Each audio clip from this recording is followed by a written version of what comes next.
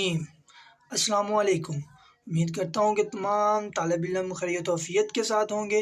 आपका मेज़बान शराज़ अहमद। लेक्चर शुरू करने से पहले रोज़ाना की तरह एक दफ़ा सूरत फ़ातिहा, 3 दफ़ा सूरत इख़लास, अव्वल आखिर दुरूद शरीफ पढ़कर इनको बख्श देंगे जो दुनिया से अभी तक चले गए हैं। फिर अपने लेक्चर का बाकायदा आगाज़ करते हैं रोज़ाना की तरह। लेके आऊँ जी केमिस्ट्री क्लास 9th की। तो केमिस्ट्री क्लास 9th का जो चैप्टर है वो है स्ट्रक्चर ऑफ एटम। तो स्ट्रक्चर ऑफ एटम के अंदर जो हमने टॉपिक था मेन वो था आइसोटोप्स। अब आज की जो टॉपिक है वो है यूजेस ऑफ आइसोटोप। आइसोटोप के जो यूजेस हैं वो क्या है, ठीक है। तो आज हमने जो स्टडी करना है वो यूजेस ऑफ आइसोटोप है। मगर यहाँ पे मैंने बस आइसोटोप ही लिखा हुआ है क्योंकि हम आज के टॉपिक में सिर्फ एज यूजेस ऑफ आइसोटोप यानी कि आइसोटोप के जो इस्तेमालात हैं उनकी सिर्फ हेडिंग्स हमने रिवाइज करनी है। उसके अलावा हमने इसके अलावा और कुछ नहीं पढ़ना, ठीक है।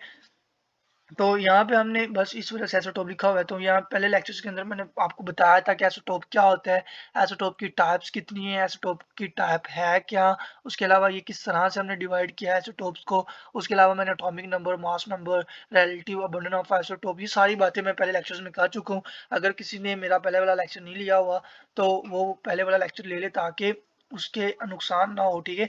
मैंने डिस्क्रिप्शन के अंदर लिंक दे दिया हुआ है। तो वो वाला लेक्चर अगर आप नहीं लेते तो आपको इस लेक्चर का भी कोई फ़ायदा नहीं होगा। इस वजह से मैं आपसे आपको मेरी सजेशन यही होगी तो आप वो वाला लेक्चर लें। अब चलते जी आपके पास नीचे लेक्चर की तरफ। तो यूजेस ऑफ आइसोटोप मैंने लिखा हुआ है, यहाँ पे मैंने उर्दू और इंग्लिश दोनों में टाइप किया हुआ है, ठीक है। तो यहाँ पे पहले नंबर पर लिखा हुआ है रेडियोथेरापी।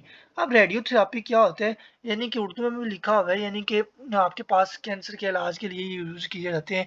इनके अंदर क्या होता है, रेडिएशन का इस्तेमाल किया जाता है। अब वो रेडिएशन किस तरह से बनी होती हैं, उन रेडिएशन के अंदर कौन कौन से आइसोटोप यूज़ किए जाते हैं, उन रेडिएशंस के अंदर कौन सी रेज यूज़ की जाती हैं, ठीक है।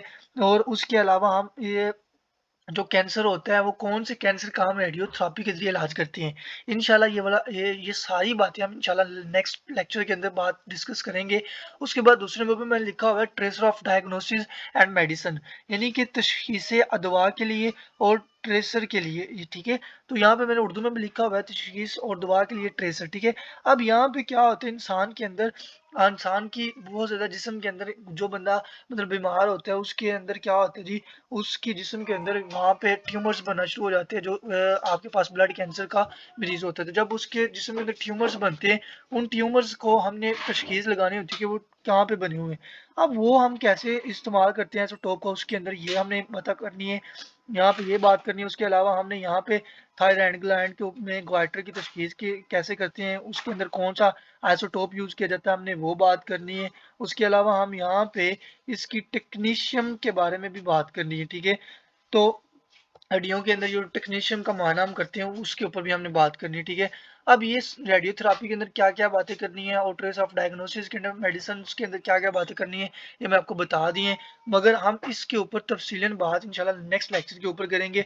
अब यहाँ पे मैंने तीसरे नंबर पे लिखा हुआ है एक्रोलॉजिकल एंड जियोलॉजिकल, ठीक है, आसारियाती और अर्जियाती इस्तेमालात, ठीक है। तो यहाँ पे जो एक्रोलॉजिकल होते हैं और जियोलॉजिकल होते हैं उनके बारे में हमने इसके अंदर क्या पढ़ना है, क्या हमारे पास जो फॉसिल फ्यूल्स होते हैं ये किस तरह से बने हमारे पास, ठीक है, ये इनकी उम्र कितनी है, ठीक है, ये किस तरह से हमारे पास काम कर रहे हैं, इनके अंदर हम किस तरह से काम करते हैं, इनके अंदर जो मेन पॉइंट है वो हमने बात करनी है रेडियो कार्बन डेटिंग की और रेडियो एक्टिव आइसोटोप डेटिंग, ठीक है। तो इसके अंदर हमने दो बातें मजीद पढ़नी है, रेडियो कार्बन डेटिंग और रेडियो आइसोटोप डेटिंग। ये दो बातें हमने इंशाल्लाह नेक्स्ट लेक्चर के अंदर तफसीलन बात करेंगे।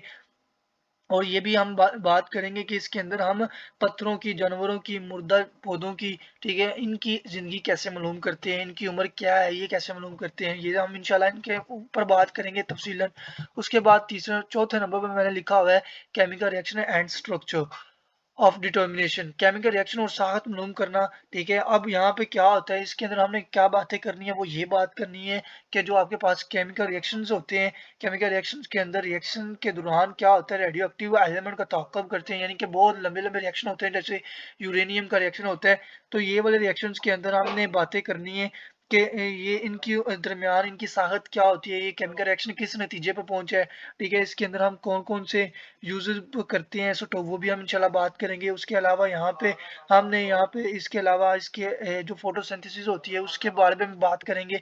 फ़ोटोसिंथेसिस क्या होती है, उसका प्रोसेस कैसे होता है, और एट द एंड यहाँ पे मेरे पास मैंने लिखा हुआ है एप्लीकेशन इन पावर जनरेशन, यानी कि पावर जनरेशन में इसका इस्तेमाल क्या है।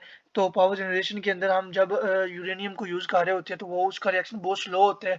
तो हम उसके अंदर ये यूज़ करने के लिए इसे इन आइसोटोप को इस वजह से यूज़ करते हैं कि हमें पता चले कि रिएक्शन किस हालत में पहुँचा है, रिएक्शन अभी मुकम्मल हुआ है कि नहीं हुआ, ठीक है? अब इंशाल्लाह ये सारी बातें हम नेक्स्ट लेक्चर पार्ट 2 के अंदर डिस्कस करेंगे, ठीक है? तो अल्लाह हाफ़िज़ फ़ी अमानिल्लाह।